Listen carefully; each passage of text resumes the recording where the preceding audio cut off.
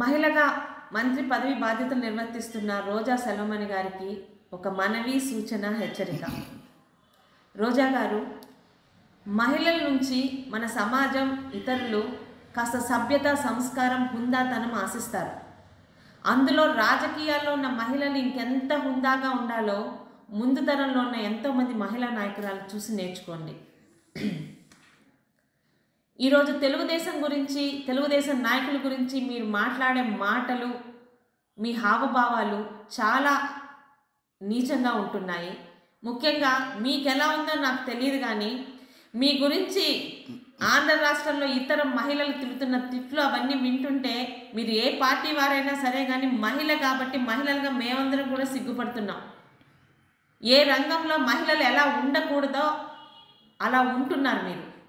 ఈరోజు 175 నియోజకవర్గాల్లో తెలుగుదేశం పార్టీ అభ్యర్థుల గురించి నోరు పారేసుకుంటున్నారు. దయచేసి ఒక్కటి ముందు గమనించుకోండి. మీకు కానీ మీలాగా తెలుగుదేశం పార్టీ మీద నోరు పారేసుకుంటున్న వాళ్ళు జగన్ రెడ్డి ప్రాపకం కోసం రేపుదే మీకు అసలు టికెట్లు వస్తాయో లేదో తెలియదు కాబట్టి నోరు పారేసుకుంటేనైనా జగన్ రెడ్డి టికెట్లు ఇస్తారని ఒక నీచమైన ఆలోచనతో నోరు పారేసుకుంటున్నారు.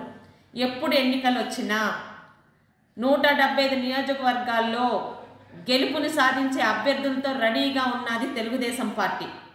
ఇక ఓటమి బాటే కాదు, పతనావస్థకు చేరుకున్న మీ వైఎస్ఆర్పీ పార్టీలో అసలు రేపుదే మీకు టికెట్ ఇస్తారో లేదో ముందు అది కనుక్కొని అప్పుడు మాట్లాడితే బాగుంటుంది. దయచేసి నోరుని అదుపులో పెట్టుకుంటే మహిళగా అయినా ఆ కొంచెం గౌరవమైనా మీరు నిలుచుకుంటారని ఆశిస్తూ మీ తోటి మహిళగా ఉంటున్న మీ సోదరి గౌతు శిరీష.